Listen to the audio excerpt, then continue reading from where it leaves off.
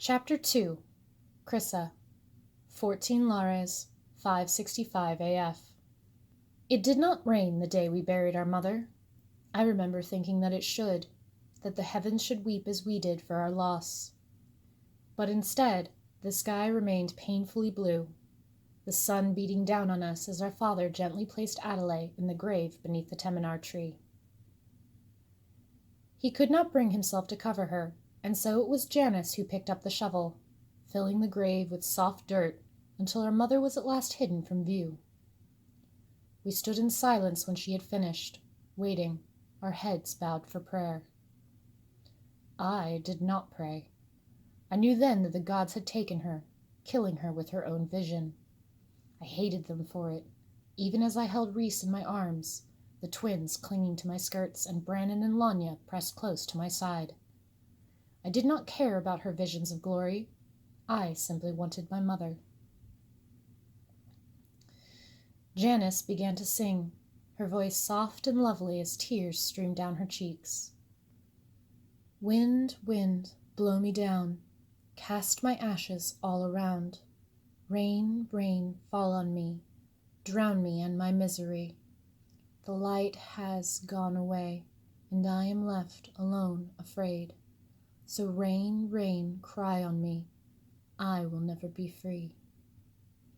This rain and wind that bring me down are all the hope I've ever found, and ashes fall all around as I die here without a sound. O rain, rain, wash away my pain, take it far, I pray, and wind, wind, blow me high, so my ashes touch the sky, and sun shine down on me, so I may finally be free. At last, I am finally free. Malachi sobbed brokenly as her voice trailed off. She turned away, her lashes glistening, and motioned us children inside, leaving our father alone to mourn. 5:65 AF to 5:66 AF. It is a sad truth that in the aftermath of great pain, it is in our nature to seek out the darkness, for we think that we will find healing there. But it is in the darkness that we forget that there was ever light, and grow shriveled and ugly in the shadows where we cannot be seen, twisted into something horrifying in the wake of our tragedy. Certainly, that is what happened to Malachi Rose. All except Brannon and I were too young to remember what he was like before the madness took him. Lanya almost remembers, but in small glimpses, like a half-forgotten dream. The others knew nothing of the happiness we once had, the joy and laughter that had filled the walls of our home before it became a prison. They only remembered Father as the monster he became. It took years to build to that point, of course. Janice stayed with us after our mother's death, taking care of us as Father sank into unreasoning despair. He sat by Adelaide's grave day and night, silent and withdrawn. He would have joined her in it within the month, had Janice not forced him to eat. With Malachi incapacitated, it was left to Janice to keep the farm running, and she managed both our home and our lives with her forcible personality. She was never cruel, though we discovered quickly that she did not truly understand children, and expected for us to work as hard as she did to keep up the farm. Brannon and I, as the oldest, soon learned to chop wood and wash both laundry and floors until our shoulders ached. We learned to cook, though I was never good at it, tending to burn the food so badly it was no longer fit for even the pigs to eat.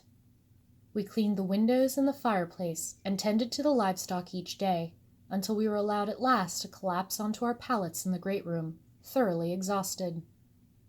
The others were exempted, as they were still much too young, and Lanya was set to watch over them, keeping them quiet as the rest of us worked. Janice instructed the 2 hirelings to collect the harvest in the fall, and doled out their pay once they were done. Enough was set aside to see us through till the spring, and the rest was carted into the village to be sold at the general goods store. Winter came at last. Somehow, Janice managed to get Malachi inside before he froze to death, though he stank so badly it made my stomach clench. She bathed him as if he were a child, burned his soiled clothes, and then locked him in his room, where he lay, catatonic and uncaring, for all those cold, snow-filled months. Spring came, finally, and he returned to our mother's grave. Janice continued to stay with us, running the farm with a firm, confident hand. I turned 7 in the summer, and it was then, in the evenings after our chores had been finished, that Janice at last began to teach us how to read. Our parents had never bothered with our education. We were poor commoners, and parchment was expensive. But Janice had been a student once, at a small university in the capital of Val Estes, and she confessed to me that she found ignorance and illiteracy repulsive, even in children. It was at her knee that we first learned of our world and the gods that cared for us. She read to us from her precious books when our chores for the day were done, and we gathered around her to listen in rapt silence, our eyes and minds open and curious. Once there was only destiny in the darkness. Janice's face was softer in the light from the fireplace, and she stroked Lanya's hair as she read from the heavy, dusty book. Book of the Sun Children was etched in peeling gold lettering upon the spine, and my fingers itched to trace the beautiful illuminations within the pages. The darkness wanted to leave the void silent, but destiny created lights to banish it. She glanced up. Brannon, what are the names of the lights that destiny created? The sun, the moon, and the stars, he recited dutifully. Very good. She held up the book so we could gaze at the image of those lights, drawn as if set in stained glass. She set the book back in her lap and started to read again. The darkness took the stars and the moon and bound them to night, to punish destiny for trying to banish it. Destiny wept, and 5 tears fell and became worlds, locked in a circle. She looked at me. Chrissa, what are the names of the 5 worlds? Kaerdia, Lanya piped up before I could answer. Janice smiled at her, and I felt strangely jealous of her obvious favoritism. Yes, my dear, Kaerdia, which is our world. She glanced back at me. What are the others? Well, there's Kaerlissa, where Mama went when she died. I counted them off on my fingers. And the realms of the gods, and Kaersenta, where bad people go when they die, and... I struggled to remember, flushing with shame when I couldn't. Kaer Olna, Janice said, gently reminding, which is the world below ours. Kaer Olna, I repeated. My cheeks burned. Destiny then created gods to watch over the worlds. The first gods it created were called... The Elder Gods! Brannon grinned. They created the first race, but then they turned evil and... Thank you, Brannon. Please don't skip ahead. The Elder Gods became evil, corrupted by the darkness, as did the first race. Only Diona, the goddess of the stars, was unaffected, and she created the mortal races to fight the darkness. She glanced at our upturned faces. Lanya, can you tell me what these races were? Men? She frowned, concentrating. And elves, and dwarves. Very good, Lanya. She smiled and stroked my sister's hair. And whom did destiny create to look after these new mortals? The younger gods. This was my favorite part of the story. And the younger gods created the great warriors, and they started the War of the Gods, and they defeated the elder gods and saved the world. Chrissa. Janice leveled me with a stare. You know better than to interrupt. It's rude.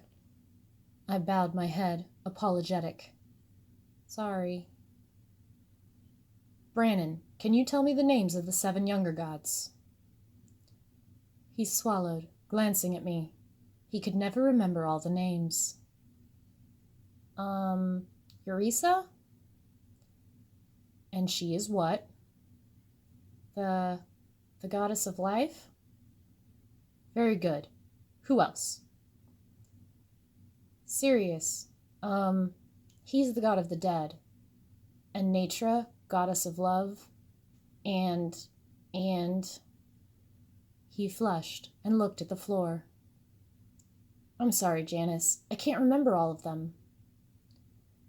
She sighed. This is important, children. The younger gods protect us and care for us. Our faith keeps them pure, so that they do not become evil like the elder gods. Janice! I lifted my eyes, a question burning within me. What is evil? She gazed at me for a moment, then sighed. Evil is complicated, Chrissa. When you do something bad that you know is bad, that is evil. What if I do something bad that I don't know is bad? Am I still evil? She shifted, uncomfortable. This is not our lesson today. Today I want to know about the younger gods. But... No. Her face hardened, and I knew there would be no answers to my questions. Now tell me the names and titles of the younger gods. I sighed. Eureka, goddess of life. Sirius, god of the dead. Rena, goddess of justice and balance. Pallada is the god of peace. Lanya smiled at me, thinking she was helping me. Very good, Lanya. Janice stroked her hair again, and I glared in childish resentment. She turned back to me. And the others? Vane, goddess of beauty and fertility, I continued, though my pleasure for the lesson had vanished. Armis, god of beasts and guardian of the wilderness, and Natra, child goddess of love. And of all the younger gods, who is the most powerful? Natra. I hugged my knees to my chest as I stared at the floor. She's the most fickle and requires the most attention. That's why we worship her at every holiday and before every meal. What happens to those who don't worship her? Lanya asked, wide-eyed and innocent. She breaks their heart, I whispered before Janice could answer, and shuddered. She makes them like Papa. There was a moment of silence. Brannon slowly drew in a breath, and tension rose in the room. I thought I was about to be punished, and braced for it as tears sparkled in my vision. I wished in that moment for my mother, harder than I had ever wished before. A calloused hand gripped my chin, firm but gentle, and lifted my face up so that I was forced to look Janice in the eye. I stared back, defiant, waiting for my punishment, but her face showed only sympathy. Your mother served the gods better than most, she murmured. It is a hard thing to follow the demands of our faith, to do what is right by sacrificing ourselves. Your mother loved you, all of you, enough to judge the cost worth it. I swallowed as tears leaked from my eyes. She did it because the gods told her to. Yes. She sighed and sat back in her chair wearily. If you truly are the gods' chosen, I pray they are gentler on you than they were to Adelaide. A shadow clutched at my heart, a terrible foreboding fear. Heaven had merely whispered to my mother and had taken her life as payment. What would it ask for in return for claiming us as its chosen? Would the gods demand our deaths then, as they had demanded our mothers? The memory scent of blood and death filled my nose. To die in the name of love, could anything be more awful? 5:66 AF to 20 Elun, 5:69 AF.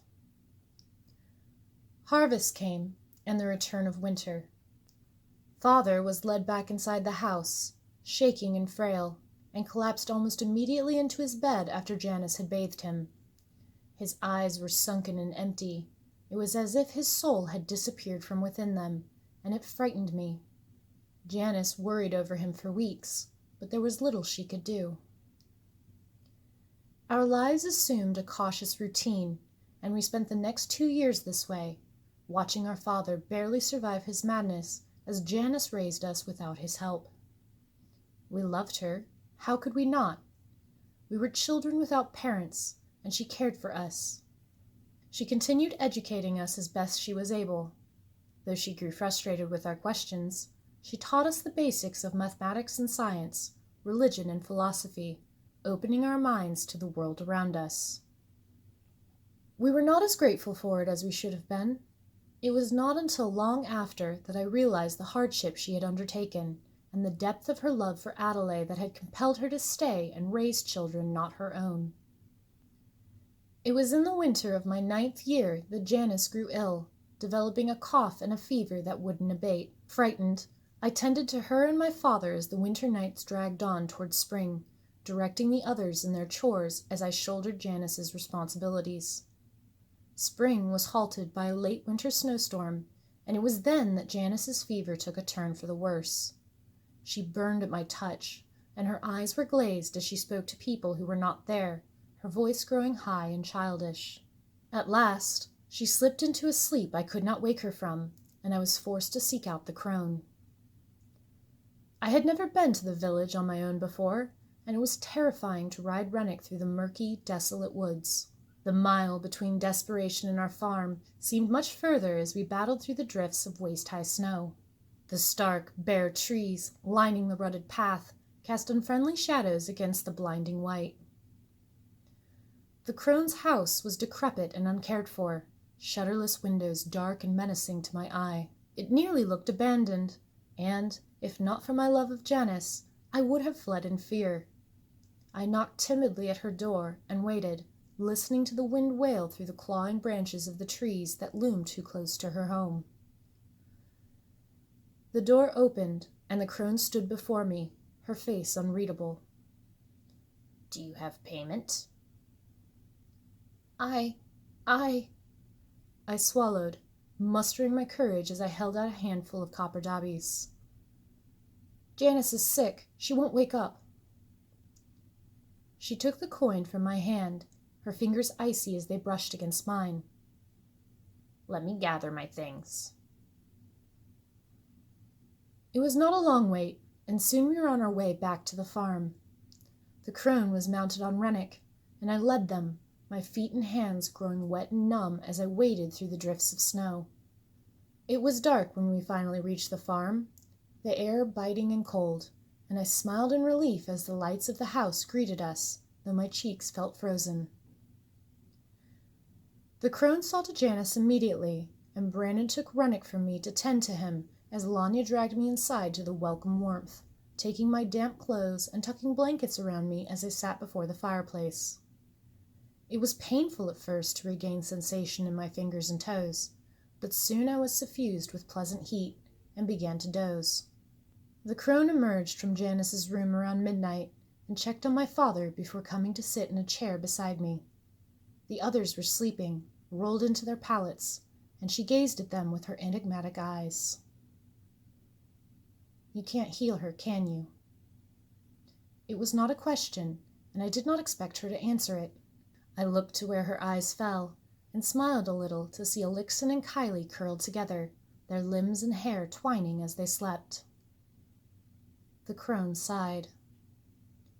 "Someone told me once that death is the gods' way of telling us our lives have been well lived. There is supposed to be comfort in the knowledge that their suffering has ended, and that careless awaits them, where they will know peace and joy without any more pain. But I have never found death to bring comfort, only anguish." Her gaze turned to me, and I saw a glimmer of emotion within them, but before I could decipher it, it was gone. "Life is fragile, Wild Rose. Seek immortality. Let no one else suffer with your passing." I was not yet 10 years old, so I could not understand the warning in her words, but I shivered nonetheless, and kept silent, no longer sleepy. We sat side by side and kept our vigil through the long, cold night. Janice died in the morning.